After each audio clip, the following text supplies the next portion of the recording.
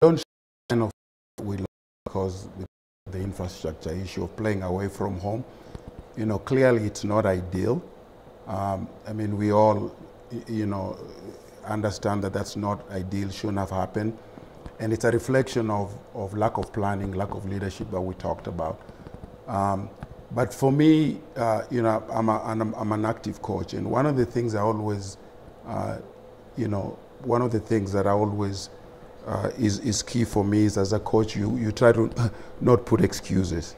And regardless of, because in football, challenges are always there, whether it's, you know, playing away from home or any other thing that comes out. So I think when you, as a coach, when you give excuses, put excuses out there, you know, it gives players a reason to say, to not perform as well as they can. So for me, it's not a good idea to say that, and it doesn't put us in a good position by saying that. Yeah. So it's not ideal, but as a coach, you should prepare for any eventuality. Yeah. And as circumstances happen, and that's just one of them. So I don't share that excuse, and I think those are things you'd have to deal with as a coach and as a team. Exactly. And talking about infrastructure, we are looking at CHAN 2025.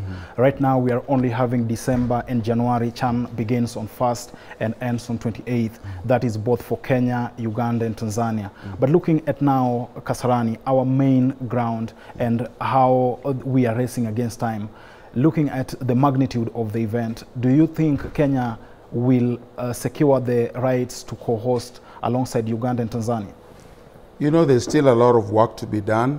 When I looked at Kasarani, based on the videos that I saw, there's still a lot of work to be done. I'm hopeful that, you know, like the ACS say, that the work will be completed in time. Yeah. I'm honestly concerned, you know, from what I see, because typically when you look at a work of that nature, having been involved in similar work, yeah, it's never as straightforward as it seems. Yeah. I'm hopeful but worried, let me put it that way.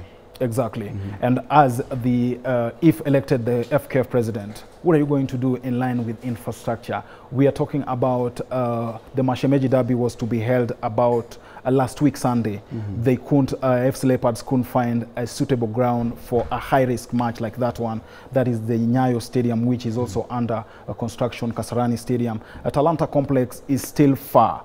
As the federation's president, what are you going to do so that we don't get to those levels where the biggest fixture in Kenyan football history can't be played with because we don't have a stadium? Yeah, it's kind of unfortunate, again, like I said. You know, the way the things are set up right now in Kenyan football in terms of the big infrastructures like the stadium is that the government builds, the government and the counties are involved in that. And so you have the counties responsible, and then you have the government that builds some of the national stadium. I've traveled around the country to look at some of the stadiums that are being built by the county and some of the ones that obviously exist now that are being repaired. And my take on it is that we have a big problem. Yeah. We are not, the counties of the stadiums that I've seen, the counties have not done a good job. Yeah. And a lot of money has gone into a lot of those stadiums.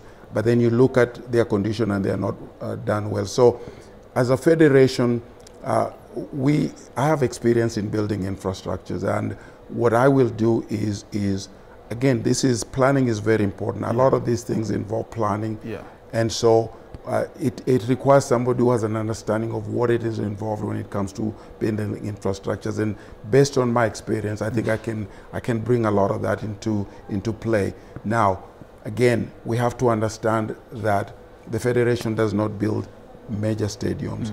But I think what the federation can do is, when you have the expertise that I do, is you can bring that expertise to bear, and that can benefit the government or the county. And then, of course, talking about integrity, it starts with leadership, and then it goes down to the matches and also the clubs.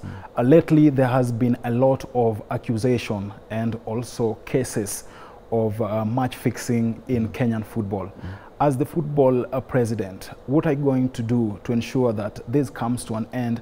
And of course, we know there is no law that punishes those found guilty. What exactly are you going to do in line with talking with the members of parliament and also seeking for the way forward concerning the state of Kenyan football clubs? Because even the fans right now have started not believing the results. Exactly.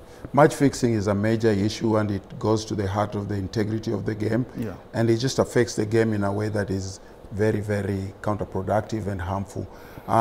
One of the things you talked about was lack of laws that punish those that commit the crime. So my goal will be to engage with the politicians to make sure that they understand the seriousness of the situation, and that they are able to pass laws that punish those that commit those crimes. But beyond that, there's still a lot we can do. As a federation, you have the ability to punish whoever is found guilty. Yeah. It's a complicated issue because, you know, how do you actually prove that somebody has intentionally, you know, match fixed something? So it's complicated in that sense that it is difficult to prove. But I think you can apply the resources that you need to be able to investigate. There's things you can find out, like communication, if there's communication between people. So there's things you can do. But I think as a federation, you have